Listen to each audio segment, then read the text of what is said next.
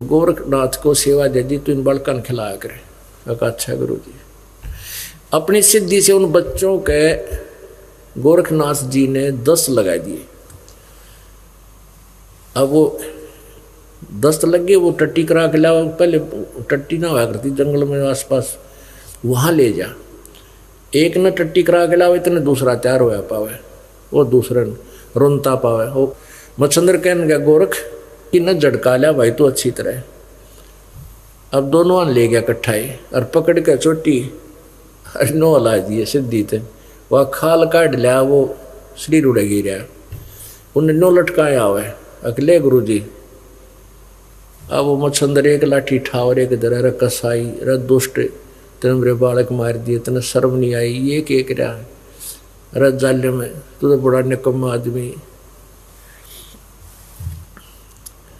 गोरखनाथ ने बोला गुरु जी आप हमारे गुरुदेव हैं, कुछ भी कह सकते हो, लेकिन आपने कितने बच्चों की हत्या कर दी, तो रानी के साथ रहता है, ना जाने कितने बीज नष्ट कर दिया तने, और क्यों कर्म बिगाड़ो हो गुरु जी। मेरी ज़्यादा कहने का फर्ज नहीं बनता, लेकिन आज मैं दुखी आत्मा से आपको कहना चाह रहा हूँ। मत्स्येंद्र को भी पता था कि भैया तेरे हित में ही है, पर उसकी बुद्धि बदल गई। कहने का भाव ये है।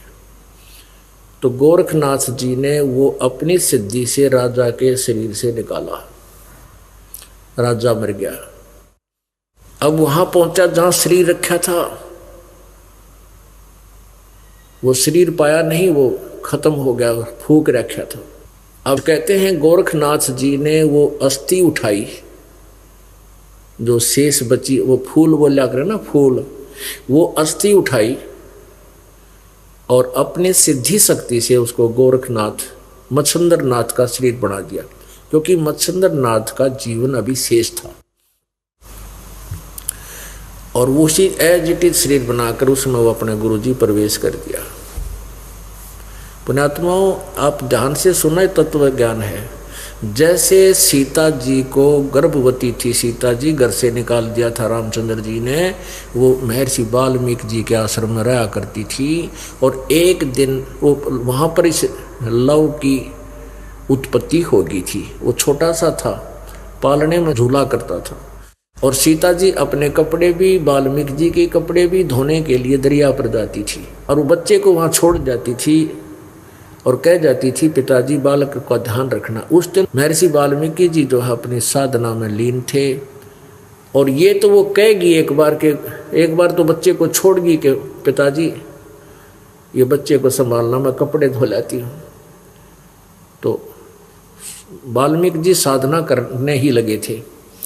फिर वहाँ जाकर देखा कि गुरु पिताजी ना जाने किस टाइम तक साधना करेंगे, और बच्चे को कोई जंगली जानवर उठा ना ले जावे, तो वापस आ गई और उस बच्चे को साथ ही उठा लेगी कि वहीं लेटा लूँगी और कपड़े भी धो लूँगी। कुछ देर के बाद ऋषि जी की अपनी साधना पूरी हुई, खड़े हुए नित्यनेम करके, वो उसने देखा वे लड़की कह के गई थी बच्चा तो कोई ना। ऋषि जी ने सोचा पहले दुखिया बेटी है और ये बच्चा ना पाओगा ना, रो रो कर मर जाएगी। तो उसने एक डाब होती है, एक तीखे से घास होता है, वो डाब तोड़ी, अपनी सिद्धि से उसको एक बालक बना दिया। जब सीता जी वापस आई और लव को गोदी में लिए हुए आ रही थी, तो सीता जी ने पूछा गुरुजी ये किसका बच्चा है? और समझ गए वाल्मीकि जी, अब बेटी आप वाला ही तो है। कि नहीं पिताजी, मैं तो दोबारा आकर के इस बच्चे को साथ लेकर चली गई थी, मैंने सोचा आप साधना कर रहे हो, कोई जंगली जानवर बच्चे ने ना खा जाए। तो वाल्मीकि जी कहने लगा बेटा ये मैंने ऐसे ऐसे सोचकर इस बच्चे को अपनी सिद्धि से एक बालक और बना दिया। बेटी ये दोनों तेरे ही बालक हैं, दोनों को पाल ले। तो कहने का भाव ये पुण्यात्माओं, ईश्वरीय शक्ति से भक्ति से शक्ति आती है, और उससे ऐसे चमत्कार ये साधक ऋषि महर्षि करते रहे, लेकिन मोक्ष नहीं था। पुण्यात्माओं पूर्ण परमात्मा की शक्ति अपार है, और गोरखनाथ जी मुर्दे को भी जिंदा कर दिया। फिर गोरखनाथ जी चल पड़े और गोरखनाथ जी ने कहा था कि उस मच्छिंद्रनाथ से कहा था, गोरखनाथ जी ने मच्छिंद्रनाथ ने कहा था अपने गोरखनाथ से कि तू मेरा यूँ जोड़ा ठा लीजिए। जब राजा के शरीर से निकला तो वहाँ जब वो मच्छिंद्रनाथ का शरीर बन गया, मच्छिंद्रनाथ अपने शरीर को ग्रहण करके चलने लगा, वो जोड़ा काख में दे लिया थैला। उसमें के था, एक सोने की ईंट थी, सोने की ईंट वह काख में दे रहनु सोना, क्योंकि राज अंश को खा के लालची लोभी हो गया। अब गोरखनाथ जी जान गया कि बाबा जी तो बिगड़ गया, गुरु जी तय ये सोने नजे काख में दे रहा है। तो उसने क्या किया कि वो सोने, वो थैला एक कुएं पर पानी पीने लगे, वो थैला उसमें जाड़ दिया कुएं में, वो सोना गिर दिया। अब मच्छिंद्रनाथ कहने लगा, रे निकम्मे तने जुल्म कर दिया, तने तो नाश कर दिया, यो के कह सोना था सोना यो, और इतने रुपया का उतार न्यो करा और भंडारा करा और एक झोपड़ी गालाओ। अब गोरखनाथ जी ने सोचा बाबा गुरु जी तक कतिये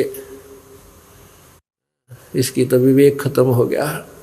अपनी सिद्धि शक्ति से एक पहाड़ी थी छोटी सी और उस पर एक पानी का छिट्टा मार दिया और वो पूरी पहाड़ी सोने की होगी। अगले गुरु जी उठा ले सारी पहाड़ी को ले चलो। अपने आत्माओं, यदि आज वर्तमान में ऐसे सिद्धि वाला कोई व्यक्ति मिल जाता है, दास की बात ने कोई नहीं सुने, क्योंकि हम तो इन चमत्कार नमस्कार ज़्यादा करते हैं। तो परमात्मा ने इस युग में, इस समय में ऐसे सभी कंडम हो लिए, इनकी पिछली भक्ति साधनाएं थी वो सिद्धियाँ खत्म हो चुकी हैं। अब इनको वो यथार्थ भक्ति मंत्र भी ज्ञान नहीं, सिद्धि प्राप्त करने वाला मंत्र भी इनसे अवॉइड हो लिया, वो भी इनसे समाप्त हो चुका है, वो सिद्धियां भी इनके पास नहीं रही। परमेश्वर कबीर जी की लीला है। तो ये ऐसे ऐसे चमत्कार मुर्दे को जिंदा कर दे, पहाड़ का सोना बना दिया। और फिर भी परमात्मा ने कहा, मुर्दे कहाँ जीवावता तू भी मुर्दा माही।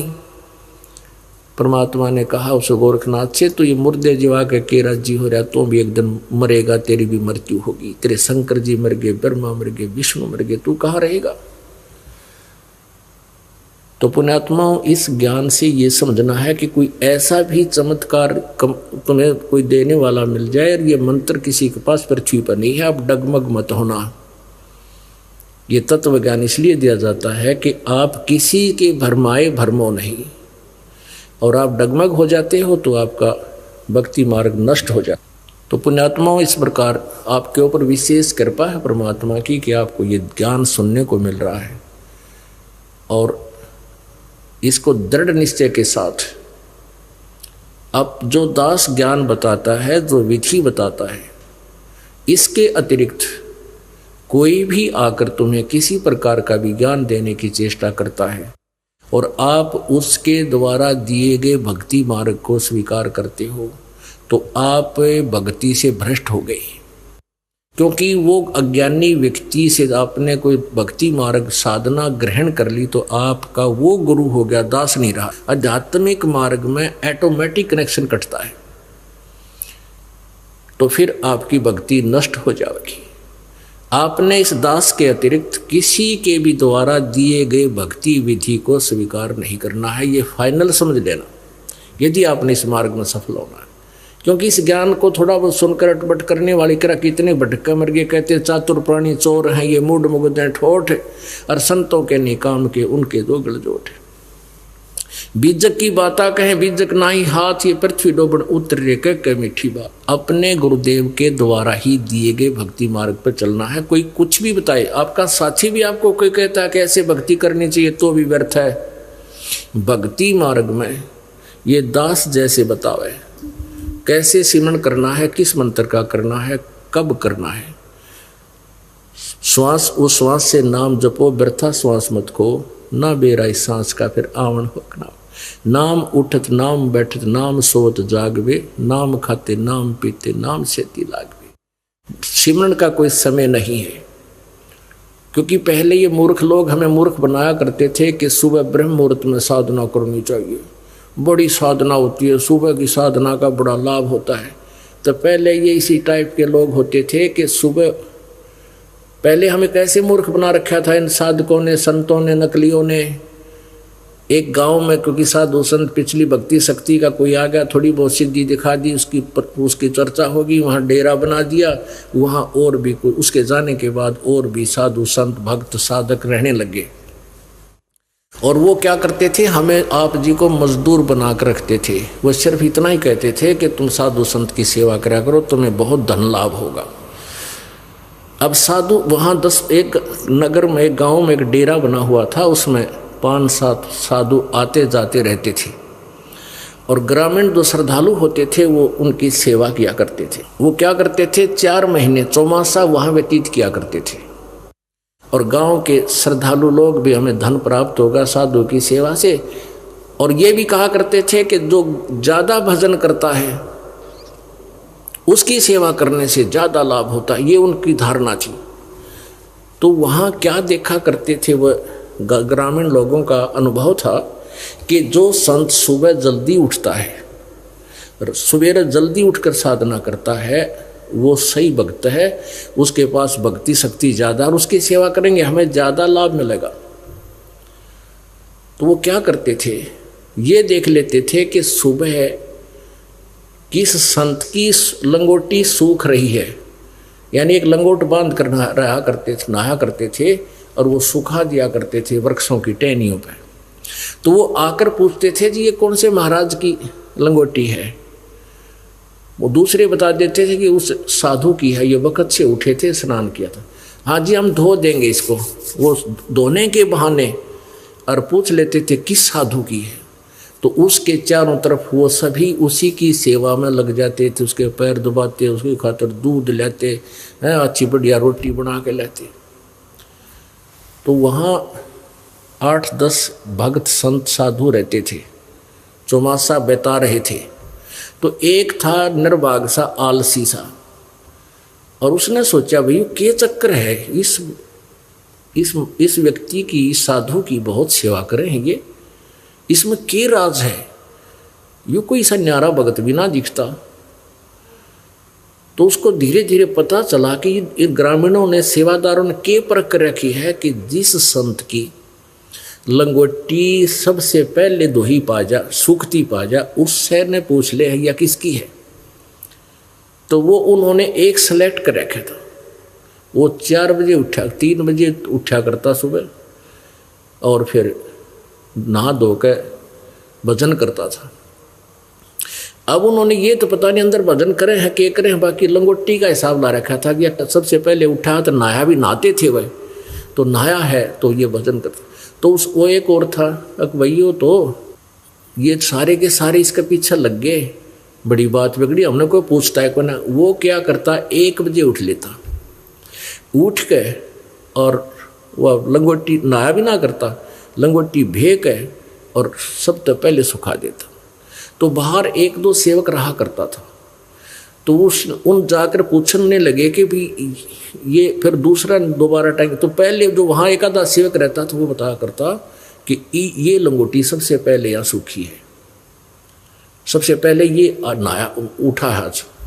तो ऐसे लगातार 4-5 दिन जब देखा कि ये सबसे पहले लंगोटी सूखा है, तो सारे के सारे श्रद्धालु उस पहले वाले को छोड़ कर, जो 3 बजे उठ कर भजन कराया करता, उस 1 बजे वाले के सेट हो गए, और सारे उसकी मालिश करे, पूजा करे, उसकी खातिर दूध लावर, फल लावे, और वो और सारे छोड़ दिए। और वो क्या करे, उस लंगोटी ने सुखा के, नहावा भी नहीं, जाड्या में कौन नहावा ऐसे वक्त उठ के, उसने सुखा के अरोड के चादर सो जा भीतर कुटिया में जाके, और उसकी पूजा सब तैयारी शुरू होगी। तो उन्हें बोला करूँगा थारी सी तीसी, तुमने मूर्ख बना रखा था। तो हम ऐसे बुद्धू बना दिए लोगों ने कि 2 बजे उठा जो बड़ा भजन हो। अरे भजन तो जब करोगे उसी टाइम हो जाएगा, दिन में करो, शाम में करो, सुबह करो, पर करस बेरी कसक के साथ करो, लग सच्ची श्रद्धा से करो। भक्ति करे बिन भाव रे सो को ने काजा, अगर श्रद्धा नहीं है, भाव नहीं है, भक्ति किसी टाइम करो चाहे ना करो वह व्यर्थ है। और सच्ची श्रद्धा के साथ किसी भी समय आपका सिमरन आप कर रहे हो वही लेखे में होगा। तो इस प्रकार अपनी साधना सफल करो, किसी के भरमाए तुम भरमो नहीं, क्योंकि दास ये चाहता है कि आपको इस अनमोल ज्ञान दे दूं, चाहे ब्रह्मा विष्णु महेश भी आ जाओ, आप अपने पद से भ्रष्ट ना हो, उसको तभी सफल हो पाओगे। बोलो सतगुरुदेव सत साहेब। परमपिता परमात्मा पूर्ण ब्रह्म सर्वश्रेष्ठी रचनहार कुल मालिक कबीर देव कबीर साहब अल्लाह अकबर पूर्ण ब्रह्म जी की असीम कृपा से आज ये चंद पुण्यात्माएं सत्संग श्रवण करने के लिए उपस्थित हुई। सकल पदार्थ है जग माही, कर्महीन नर पावत नाही। परमात्मा ने समय समय पर आकर के अपने अनमोल ज्ञान का प्रचार स्वयं भी किया, अपनी प्यारी आत्माओं को भी समय समय पर भेजकर अपने दृढ़ भक्तों को, विशेष पुण्य आत्माओं को यहाँ संसार में भेजा, फिर स्वयं आकर उनको मिले, अपने यथार्थ ज्ञान से परिचित करवाया। उन्होंने भी फिर यही ज्ञान, परमात्मा वाला ज्ञान, फिर उन्होंने जनसाधारण को बताया। परमेश्वर कबीर देव जी स्वयं भी यहाँ आते हैं। प्रत्येक युग में वो एक ऐसी लीला करते हैं, एक जीवन जनसाधारण की तरह जीकर, जनसाधारण की तरह सब कर्म करते हुए वो हमारे लिए एक उदाहरण पेश करते हैं कि एक अच्छे नागरिक का कैसा आचरण होना चाहिए, एक सुयोग्य शिष्य का कैसा बर्ताव और व्यवहार होना चाहिए, और एक तत्वदर्शी संत कैसा होना चाहिए, उसको कैसा ज्ञान होना चाहिए। सतगुरु भी वह स्वयं थे, जगत गुरु भी वह स्वयं थे, हैं और रहेंगे। वो परमेश्वर भी स्वयं हैं, परंतु हम अज्ञान के कारण परमात्मा को पहचान नहीं सके, जिस कारण से अब हम अभी तक यहाँ भ्रम भटक रहे हैं। परमेश्वर कबीर जी ने ही सर्व सृष्टि को ज्ञान दिया है, जो यथार्थ ज्ञान है।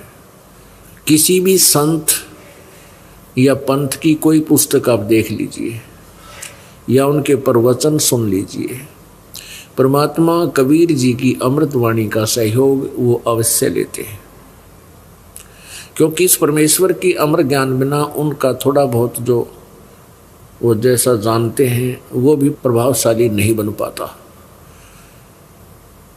क्योंकि परमात्मा की अमर वाणी में बहुत पावर है, शक्ति है। ये आत्मा को झंझोड़ कर रख देती है। आत्मा को यहाँ इस जीव को कालबली ने अपने तीनों पुत्रों के द्वारा बेहोश करवा रखा है। ये वास्तविकता से अपरिचित हो चुका है। तीनों गुण, रजगुण ब्रह्मा जी, सतगुण विष्णु जी, तमगुण शिव जी, इन त्रिगुणमयी माया के द्वारा इस जीव के ऊपर बहुत जबरदस्त प्रभाव डाला गया है। और ये प्राणी केवल यहीं तक सीमित हो गया है कि जैसे मानव शरीर मिला, युवा हुए, ब्याह हुआ, शादी हुई, फिर बालक हो गए, फिर उन बच्चों की परवरिश कर दी, उनकी विवाह शादी कर दी, और फिर मृत्यु होगी। इसी क्रिया को, इसी कार्य को अंतिम रूप दे रखा था। उस परमात्मा ने आकर हमें ज्ञान कराया कि तुम केवल इस कार्य के लिए नहीं आए हो, ये तो तुम्हारा संस्कार है, ये तुम्हारा प्रारब्ध है, इसको तो तुमने जैसे तैसे करना ही है। इसके साथ साथ आप जी ने एक आवश्यक कार्य और करना था, जो मानव शरीर का मूल कार्य है, वो तुमने शुरू भी नहीं किया, प्रारंभ भी नहीं किया। उसके लिए परमात्मा अपनी अमृतवाणी में बताते हैं, कबीर नौबत आपनी दिन 10 ले हो बजाए, ये परपटन ये गली बहुर न देखो आए। कबीरा नौबत आपनी, जिसका जैसा भी संयोग है, जैसा संस्कार है, जैसा प्रारब्ध है, ये 10 दिन के लिए आपका बना हुआ, 10 दिन में यानी कुछ ही समय के लिए। आप जी ये सोचते हैं कि जैसे मनुष्य जीवन 80-90 वर्ष तो होता ही है। आज तो 80 और 90 के दौर में पहुंच चुके हैं जो व्यक्ति, जो बहन भाई माई बुजुर्ग, उनसे पूछकर देखो, उनको ऐसा लगता है जैसे पूरा जीवन एक क्षण में व्यतीत हो गया हो। 80-90 वर्ष उनको ऐसा लगता है जैसे कल की बात थी, सारा इतिहास उनके सामने आ जाता है। और हजार वर्ष तक भी यहाँ पृथ्वी पर रहकर चले गए,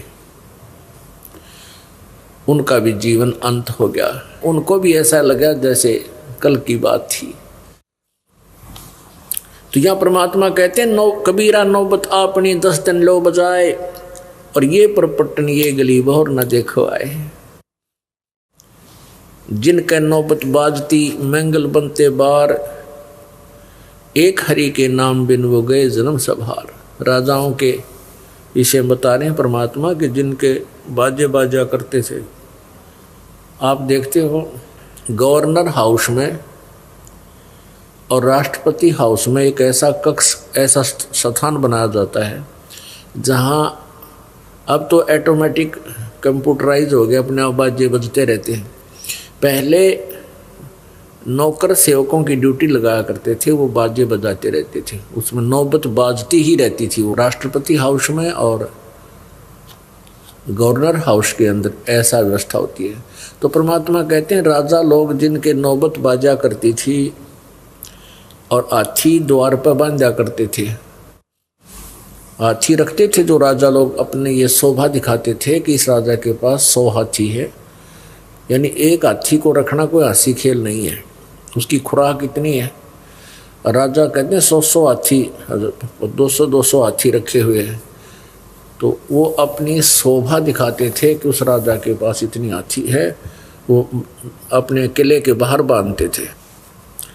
जिनके नौबत बाजती और मंगल बंदते बार, एक हरि के नाम बिना वो गए जन्म सब हारे।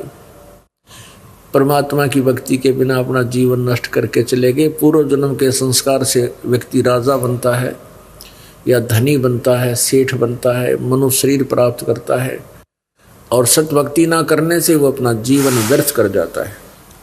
सातों शब्द जो बाजे ते घर घर होते रागे, ते मंदिर खाली पड़े इब बसन लागे कागे। जहां पर वो राजा लोग रहा करते थे, मस्ती मारा करते थे, उन नाच गाने सुना करते थे, भक्ति की नहीं। कबीर हरि के नाम बिना वो राजा रसब हो, गली गली भौंकत फिरे फिर टूक न डाले को। माटी लदे कुम्हार के फिर घास न डाले कोई। कबीर हरि के नाम बिना ये राजा रसब, रसब मन गधा, राजा रसब हो और मिट्टी लदे कुम्हार के घास न डाले कोई। तो यहाँ बताते हैं, सातों शब्द जो बाजते घर घर होते राग, और ते मंदिर वे महल इब खाली पड़े, उनमें बैठन लगे काग। यानी कोई नहीं रहा, सब चले गए अपना कर्म करियाना बेच के। कबीर थोड़ा जीवना ये मांडे बहुत मंडान, सभी उबा पंथ सिरिये राव रंक सुल्तान। एक दिन ऐसा होएगा सबसे पड़े बिछोए, राजा राणा राव रंक सावधान क्यों न होए। उजड़ खेड़े ठीकरी ये गड़गड़ गए कुम्हारे, रावण जैसे चले गए वो लंका के सिकदार। कबीर ऊंची दिस से धौले रहा मांडी चीती पोले, एक हरि के नाम बिना यो जम्मा रहेगा रोले। कितनी प्यारी वाणी, कितनी आत्मा को झंझेड़ने वाली वाणी परमात्मा कबीर जी की है। ये वो सच्चिदानंद घन ब्रह्म की वाणी है जो आत्मा को सचेत करती है। इसके सुनने से ये तीनों गुणों का प्रभाव हट जाता है और फिर रुचि बनती है परमात्मा में। क्या बताते हैं, ऊंचा दिसे धौलरा और मंडी चीती पोल। क्या आपने मकान के ऊपर बढ़िया चित्रकारी कर रखी है, अच्छा संगे मरमर ला रखा है, टाइल लगा रखी हैं, परमात्मा कहें भक्ति ना करी तो यो काल तुम्हारी रोल मार रहा है। रोल मारना मीन आपको मूर्ख बना रहा है, आपको भ्रमित करके ठग रहा है। ऊंचा दिसे धौलरा मांडी चीती पोल, एक हरि के नाम बिना यो जम मारेंगे रोल। कबीर देवल ढह पड़ा ईंट बही संग सवार, कोई चेजारा चिन गया मिला न दूजी बार। कबीरा देवल ढह पड़ा ईंट रही सवार, कर चेजारा से प्रीतड़ी जो ढह न दूजी बार।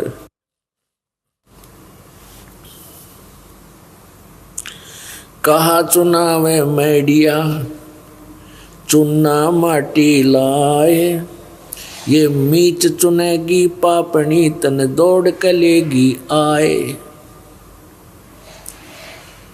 परमात्मा कहते हैं कहाँ तुम इन कोठी बनाने में लगे रहते हो। परमात्मा की भक्ति भी करो, मालिक ने याद करो, और मीच चुनेगी पापनी और दौड़ के लेगी आए। ये तुझे यह मौत अचानक उठा ले जाएगी।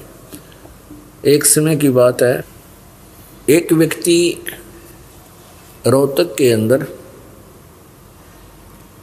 छोटू राम चौक के पास, उसके साथ में एक बहुत बड़ी मार्केट बनाने लग रहा था। पुराने मकान को वहाँ तोड़ ताड़ के मोल लेके, कहते हैं वो आधिक बनी थी और शाम के समय मजदूरों को उनकी दिहाड़ी देकर मेहनताना दे करके वो स्नान करने लगा। गर्मियों के दिन थे, वहीं तराई के लिए टूटी ला रखी थी, उसको उसमें नहाने लग गया। नहा के और उसने कपड़े भी पूरे नीट चेंज किए थे, धोती बांधी थी। और मजदूर वहीं अपने पैसे गिन रहे थे और वहीं उसकी टिकट कट की मृत्यु को प्राप्त हो गया। अब उसकी कितनी आशा थी, इसमें मार्केट बनाऊंगा, एक एक दुकान के 10-10 हज़ार रुपये महीने की किराया मिलेगा, ऐसे कर दूंगा वैसे कर दूंगा। तो परमात्मा कहें यो काल रोल मार रहा थरी, ये तुम्हें धोखे में रखा हुआ है। जो काम तुमने करना था वो तुम कर नहीं रहे। उसके लिए परमात्मा रह रह कर ये आवाज लगाते हैं, ये वाणी और सत्संग की व्यवस्था करवाते हैं ताकि ये बोली आत्मा भगवान को पहचान सके।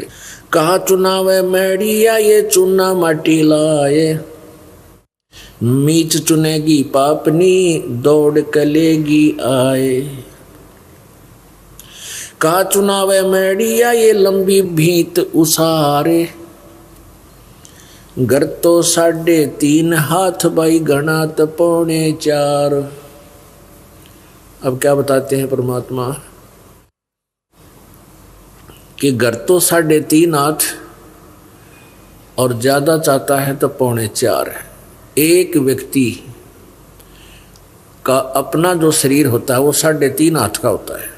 एक व्यक्ति का अपना शरीर, उसके अपने ये हाथ यहाँ कोने से लेकर पूरी उंगलियों का एंड तक इतनी मेजरमेंट जो है ये एक हाथ कहलाता है और 3.5 हाथ का शरीर होता है। तो परमात्मा कहते हैं घर तो 3.5 हाथ और घना तो 4.25 और घना करे तो 1 फुट और बढ़ा ले बस, यानी एक चारपाई पर सोना है और अपने एक हाथ के बराबर ही इंसान की चौड़ाई होती है। तो यह एवरेज निकाल के दी है। कहने का भाव यह है कि कम से कम व्यवस्था करके अपने रहने की, आपदाओं से बचने की मालिक याद गढ़ा करा करो। परमात्मा में ज़्यादा समय लगाओ या माया जोड़न के अंदर दिन रात लगे रहते हो। हमने अपना जाल फंसने के लिए काल के जाल में आप पे बुन लिया मकड़ी के सा जाला, और इस काल ने करवा दिया सारा काम। अब पुण्यात्माओं, जैसे मकान बनाते हैं, मकान इतना बनाओ आपका काम चल जाए, बेमतलब पैसे को बर्बाद करना। फिर वो पैसा आता कैसे है पता नहीं, कहाँ कहाँ के अटकलबाजी, कोई चोरी की तो ठगी की, तो कहीं पर मिलावट या कोई और झूठ कपट अटपट करके माया जोड़ी जाती है। और फिर वो कहाँ लगाता है, थोड़ी सी ज़्यादा हो जाएगी तो मकान बना होगा। मकान भी न सोचेगा कि आसपास के क्षेत्र में तेरे इस कॉलोनी में एक नंबर का हो, दुनिया ने देखे कि उसकी बहुत बढ़िया कोठी है। फिर क्या करता है कि जैसे बच्चों का विवाह करते हैं, फिर उसमें वो पैसा बेमतलब व्यर्थ करते हैं। अब पुण्यात्माओं, बच्चों का ब्याह होना है, उसको कति सिंपल साधारण तरीके से करना चाहिए। उसको कितनी बकवादों पर ले गए हम, कितने डीजे बजान लाग गए, फिर नाचा सारा परिवार कंजरा की तरह बाहर खड़ा हुआ गली में, बाण भी, बेटी भी, माँ भी, बाप भी, भाई भी, सारे जुलूस काटने। काल का तो ये उद्देश्य है कि इनको इतना निर्लज कर दूं और इतना कुबज में बाढ़ दूं कि ये भगवान की तरफ झांकें को नहीं। खूब पैसा लगाते हैं, कोई शराब पिलाते हैं और बेमतलब के आइटम, और वो दहेज रूप में देते हैं। अब एक पैसे वाला तो ये काम कर देता है, उसके पास तो पैसा है, लेकिन गरीब व्यक्ति जब उसकी बेटी का ब्याह होता है तो उसकी बेटी धीरे धीरे अपनी माँ के पास बैठकर कहती है, देखा ना मम्मी, उसने अपनी बेटी को ऐसा दे दिया, उसने कार दे दी, उसने इतने बढ़िया पलंग ला के दिए, एक बढ़िया ऐसी वो ला के दी। तो माता समझ जाती है कि बेटी की उत्सुकता है कि मैं भी ऐसा ही कुछ लेकर जाऊं। वो फिर अपने पति से कहती है, लड़की के पिता से कहती है कि ऐसे ऐसे बेटी का कह रही थी कि उसने ऐसा दिया, उसने ऐसा दिया। तो फिर वो पिता दुख सुख पाके कहीं से कर्ज उठा कर नो सोचा मेरी बेटी की आत्मा दुख ना पावे और मैं भी कुछ अच्छे आइटम दे दूं और फिर कर्जा हो जा। अपने आत्माओं, एक विशेष बात ध्यान रखा करो, क्योंकि हम सत्संग में आते हैं तो इसका असर भी होना चाहिए। ये बातें कहन सुन की नहीं है, ये कर पाड़न की है। बेटी का ब्याह लाख रुपये ला दे तो भी ब्याह होना है, और भाई 10-20 हज़ार में काम चला दे वो भी ब्याह ही होना है, विवाह ही करना है। हमने इन बकवादों को छोड़ के सिंपल से ढंग से अपना बच्चों को की शादी कर देनी चाहिए। आजकल क्या है कि जैसे बारात आती है, निरा ये वनस्पति घी वो भी डुप्लीकेट घटिया से घटिया लाते हैं, और लड्डू जलेबी बर्फी आइटम मिठाई बनाते हैं। खाने वाला भी बीमार और बेमतलब व्यर्थ होता है वो पैसा। तो इसलिए हमने बहुत सिंपल वे से बच्चों का ब्याह करना चाहिए, जिससे क्या होगा कि हमारी आधी टेंशन मिटेगी। अब पहले जैसे लड़की युवा हो जाती है तो माता पिता की नींद हराम हो जाती है, कहाँ से पैसा लाएंगे, कैसे बेटी ब्याहेंगे। और फिर मान लीजिए वो लड़की का ब्याह कर भी दिया और कुछ सामान आपने दे दिया दहेज का, वो जाती है वहाँ क्या देखती है कि उसकी जेठानी उससे कुछ ज़्यादा आइटम ला रखे हों दहेज में, तो फिर उस परिवार वाले रह रह कर टोकते हैं, देख या बड़े वाली तो इतना लाई थी, उसने इतना लाई, देखियो कितना सामान लाई। चाहे यूँ भी ना कहें कि तू कुछ ना लाई तो भी वो बेटी डिप्रेशन में आ जाती है। तो इस काल का उद्देश्य ये है कि इनको चैन दिन रात ना हो, ये भगवान भक्ति करे नहीं, आपस में ऐसे जल भुनकर ये अपना जीवन व्यर्थ कर जाए। पुण्यात्माओं, कुछ सोच के हमने स्टेप उठाने पड़ेंगे। समाज में कुरीतियाँ बहुत घनी होगी, विकार बहुत ज़्यादा आगे है। इन सब को धीरे धीरे समाप्त करना है। अब यहाँ हम शादी कराते हैं परमात्मा को साक्षी करके, परमेश्वर की वाणी के माध्यम से। 5-4 भक्त आ जाते हैं, दोनों बच्चों का संयोग जोड़ देते हैं, यही खाना खाते हैं जैसा भी भंडार में बना हुआ होता है, और अब अपने घर चले जाते हैं। विवाह ही करना है, विवाह ही कराना है। संयोग तो परमात्मा ने जोड़े रखे थे, उन बच्चों के संस्कार पहले ही जोड़ रखे थे। हम तो सूखी ड्रामाबाजी करके उनको और कहर बना लेते अपने ऊपर, खर्चे बढ़ा बढ़ा कर। तो इस प्रकार हमने इसको बहुत ही ऐसा साधारण सा बनाना है जिससे हमारे ऊपर बेटी बोझ ना बने। अब कैसा जुल्म हो रहा था पीछे, बेटियों को गर्भ में मरवाने लगे थे, गर्भ के अंदर ही मरवा देते थे। कारण यही था कि दहेज, और ये लोग इसे भेड़िया हो गए थे। एक गांव में बताते हैं कि एक लड़के की प्रथम शादी हुई, वो फौज में लग गया, तो अच्छा धन दिया उसने अपने बेटी को, बेटी वाले ने।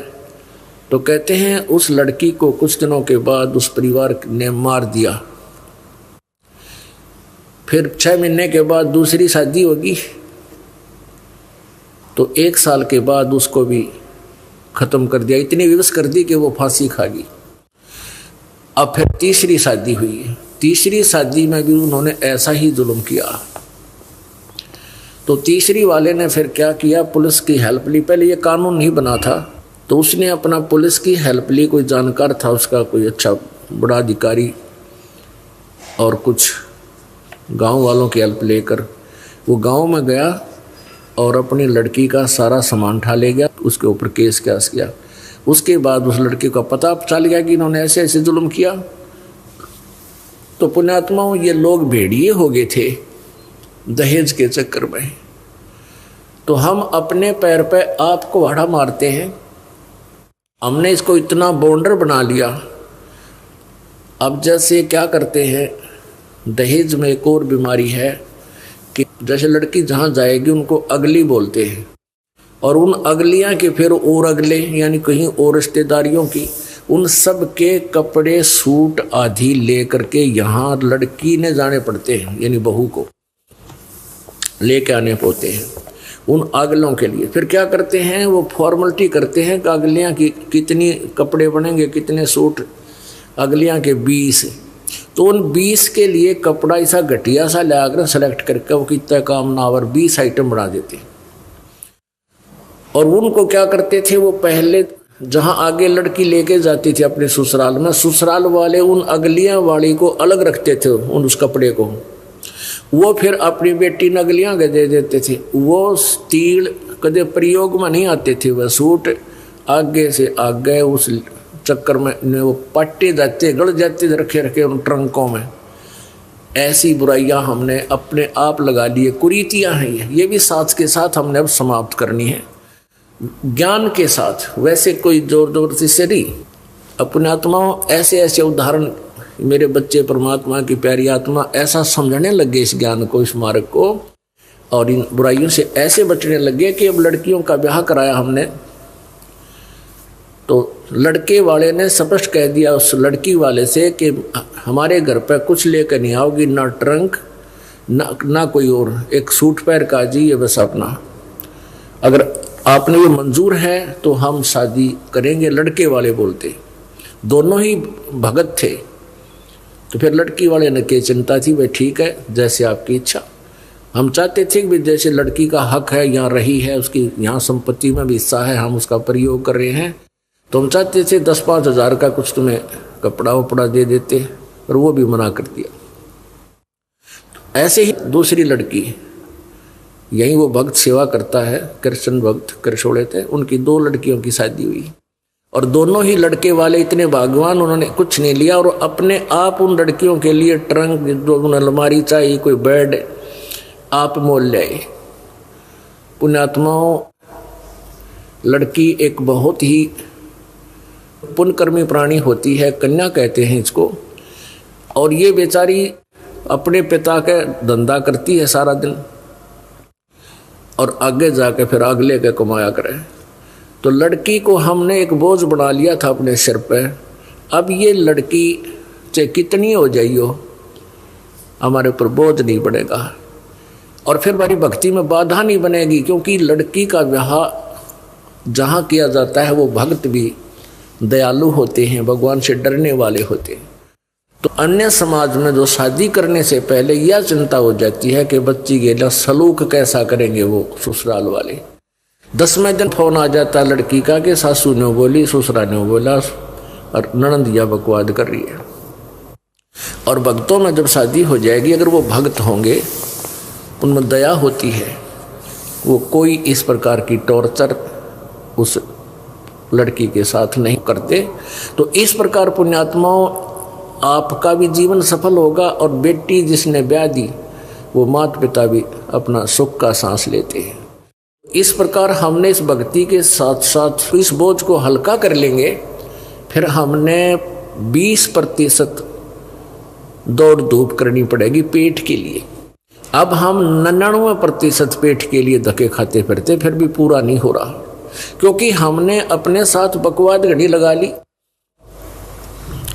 ब्याह शादी में कार लेंगे, कार देवांगे, फलान देवांगे, फिर कोठी बड्डी गाड़ांगे हैं, फिर भात बना लिया ऐसा जुगाड़। पुण्यात्माओं इस बात की हमने कतई आवश्यकता नहीं है। हमने अपनी बेटी की शादी कर दी और हमने उनको भगवान का सहारा दिलाना चाहिए, परमात्मा से जोड़ देना चाहिए। फिर वो परमात्मा की भक्ति से ही शक्ति उनमें आएगी, उनके गुजारे बढ़िया होंगे। ना किस्मत में होगा तो भी कबीर परमात्मा अपने उन बच्चों को सुख देगा, भक्त धन देगा। तो हमने ये भात की रिवाज बना रखी है। अब क्या करते हैं, जैसे बाती जाते हैं उस दिन क्या करते हैं, उनके लिए वहाँ गेट का ऊपर एक चौकी बनाई जाती है, पाटड़ा, और आगे फिर उसके चित्रकारी ही करते हैं और तिलक लगाओगे बातियाँ गए, फिर उनका माला डालेंगे, वो बहन का माला डालेगा। तो इस तरह के जो ड्रामाबाजी ये क्यों शुरू हुई, लालच और लोभ में। अब ससुराल वाले उस लड़की को कहते हैं कि तेरे भैया की बढ़िया सेवा करिए या अच्छा धन देंगे, अच्छा भात भरेंगे। मान लिए उन्हें 1500 रुपये दे दिए बात में कि सारी उम्र का काम हो गया वो। तो ये उन पर भी बोझ। अच्छा फिर कपड़े, जैसे शादी होती है हम देखा करते तो सबके नए कपड़े बनवाया करते, रिश्तेदार आ जाते, बहन बेटियां आ जाती, अपने घर वाले के भी, यानी ब्याह वो जो लड़का लड़की का संयोग जोड़ने में जो खर्चा थोड़ा होया करता, ये बाकी ड्रामाबाजी में विघ्न हो जाया करता। तो हमने इन सब को, जैसे हम भात में जाते हैं और हम अपनी पूजा कराते हैं, तिलक आदि लगवाते हैं, ये नहीं लगवाना चाहिए, क्योंकि हम जीव हैं। अगर हम भक्ति पर लगे हुए हैं और हम दूसरे से अपनी पूजा कराते हैं तो परमात्मा रुष्ट हो जाता है, आपका नाम खंड हो जाएगा। हमने यहाँ अपना टाइम पास करना है। और जैसे आपकी बेटी अब ब्याह दी आपने और किसी कारण से उन बच्चों ने कोई कार्य करना है, मान लीजिए वो कोई दुकान करना चाहते हैं या कोई और व्यापार बिजनेस करना चाहते हैं, उनको पैसे की आवश्यकता पड़ जाती है, आपसे आते हैं तो उनको एज ए लोन दो, एज ए लोन दो, उधार दो, बगैर किसी इंटरेस्ट के। उनकी मदद करना चाहो तो ऐसे करो और उनको अपने पैरों पर खड़ा होने का आदी बनाओ। बेटा भगवान ने याद रखो और अपनी तुम धंधा करो और तुम्हारे पैसे हो जा जब दे देना, दबाव नहीं तुम्हारे पर। अगर मदद करना चाहते हो इस तरीके से करो, बहन को करो, अपनी बेटी को करो, या कोई और रिलेटिव है उसको करो, ऐसे करो। तो इस तरह फिर क्या होगा कि आपके ना तो उन बच्चों पर वजन होगा, अपने पैरों पर खड़ा होना वो सीखेंगे और कम से कम खर्च करने की चेष्टा करो। इसलिए हम इस माया की दौड़ धूप में जो 99% समय व्यर्थ करते हैं, 99 का अर्थ है कि जैसे दिन में जोड़ तोड़ गया, सपने फिर उसे आएंगे, रात को भी वही टाइम वेस्ट हो रहा है। अब यदि हम भक्ति ज़्यादा करेंगे, सत्संग ज़्यादा सुनेंगे, तो सपने भी हमने भगवान की वाणी याद आया करेगी, स्वप्न में परमात्मा की चर्चा होगी या सिमरन शुरू हो जाया करेगा, तो हमारा ज़्यादा समय फिर भगवान की भक्ति में लगा करेगा, हमारे वजन हल्का हो जाएगा। अब क्या है कि जैसे एक रक्षाबंधन का त्यौहार आता है, रक्षाबंधन के त्यौहार पर बहनें अपने घर जाती हैं, अपने भाइयों के राखी बांध गाती हैं। किस लिए बांधती हैं? कि भैया मेरी रक्षा करना। पुण्यात्माओं, जो रक्षक है उसका तो अपने पता भी कोई नहीं। वैसे तो बहुत जगह ऐसी घटना घटी है। एक बहन बता रही थी कि जी मैं इस आपका उपदेश लेने से पहले अपने घर गई, अपने भाई का राखी बांधन, इकलौता भाई था। और वो क्या हुआ कि मैं घर पहुंची, 1 घंटे के बाद पता चला कि भाई दुर्घटना में मर गया। अब वो राखी रुखी तब भूल गई, टक्कर मारने द्वारा के। पुण्यात्माओं, हम यही प्रार्थना करते हैं कि हमने सारे उल्टे विपरीत रास्ते अपना लिए। अब जो हमारी भी रक्षा करे, बहन की भी रक्षा करे, भाई की भी रक्षा करे, क्यों ना हम उस परमात्मा का राखी बांध जा, यानी उसकी शरण में आ जाए, उसका उपदेश ले लें। तो उस लड़की को ज्ञान हुआ, वह नाम लेगी तो औरों को भी समझाती है कि बेबेकती गुरुजी जो कहे साची बात है। मैं इसी उद्देश्य से गई थी, मेरा भाई मेरी रक्षा करेगा, और भाई ये ना पाया मुझे, भाई की लाश आई मेरे सामने उसी रक्षाबंधन के दिन। तो परमात्मा हमारा सबका रक्षक है, हमने इसी को राखी बांधनी चाहिए, हमें और ड्रामेबाजी की कतई आवश्यकता नहीं है। हमारा जो त्यौहार है ये सत्संग है, समागम हमारा त्यौहार है, और ये महीने में 2-2 बार होता है, 3-3 दिन का होता है। ये त्यौहार मनाओ। बाकी त्यौहार क्या है? जैसे हम दिवाली मनाते थे, उसका उद्देश्य क्या था कि श्री रामचंद्र जी सीता जी को, रावण को मारकर घर ले आए, खुशी मनाई। और जब सीता गर्भवती निकाल दी करते, वो दुख ना मनाते। तो जब सीता जी गर्भवती थी, घर से निकाल दी, वो जब वह सीता सारा जीवन बाहर जंगल में ऋषि के आश्रम में व्यतीत किया, उसके बाद तुमने दुख ना मनाया। तो ये इस तरह की जो कहानियाँ, ये त्यौहार हम बनाने शुरू किए, इनकी हमें आवश्यकता नहीं। अब होली क्या है? होली किस लिए मनाते हैं कि भगवान ने प्रहलाद भगत की उस दिन रक्षा की थी। फिर प्रतिवर्ष वो लाकड़ी फूकते हैं, होली मनाते हैं, क्या फिर रक्षा हो जाएगी आपकी? परमात्मा रक्षा ऐसे ही करेगा जैसे प्रहलाद भगत ने भगवान की भक्ति और सच्चे दिल से की थी। पिता भी मना करे था या भक्ति छोड़ दे, लेकिन अंश ने छोड़ी नहीं कि पिताजी आप गलत कह रहे हो, मार्ग यही सही है, परमात्मा ही हमारा दुख निवारण कर सकता है। इसी बात पर पिता पुत्र की बात बिगड़ गई, लेकिन प्रहलाद भक्त बीज था, उल्टा नहीं हटा और अंत में विजयी हुआ। ऐसे ही आप जी ने ये भक्ति मार्ग मिल गया जो प्रहलाद के पास था, वो आपको मिल गई भक्ति। इस साधना को करो और मर्यादा में रहो, आपकी भी ऐसी रक्षा करेगा और कर रहा है। यहाँ हजारों की संख्या में ऐसे प्रमाण आपको दिखा दें जहाँ परमात्मा ने रह कर रक्षा की है, पल पल पर रक्षा की है। तो पुण्यात्मा, पहले तो हमने ये इस तरह के जो हमारे अपने आप हमने मकड़ी वाला जाड़ा पूर के इसमें आप फंस बैठे, इसको हल्का करो। इस तरह की ड्रामाबाजी बंद करो, और बीड़ी, शराब, मांस, तम्बाकू ये कभी भी नहीं छूना चाहिए। ये नर मनुष्य का आहार नहीं था। ये तो मनुष्य जो है ना पशु बना देता है। शराब जो है, तम्बाकू है, कोई भी जो चीज़ है नशा करती है, और तम्बाकू का प्रयोग तो बहुत बुरा बताया है।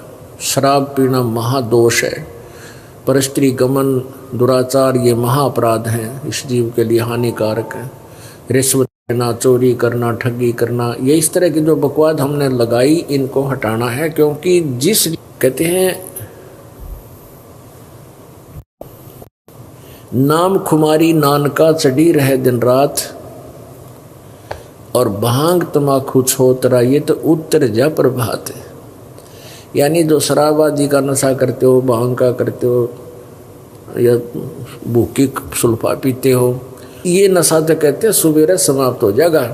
और भगवान की भक्ति का जो अमल है ये नशा करके देखो, नाम खुमारी नान का नशा दिन रात चढ़ रहता है, परमात्मा के बिना में कुछ भी दिखाई नहीं देता।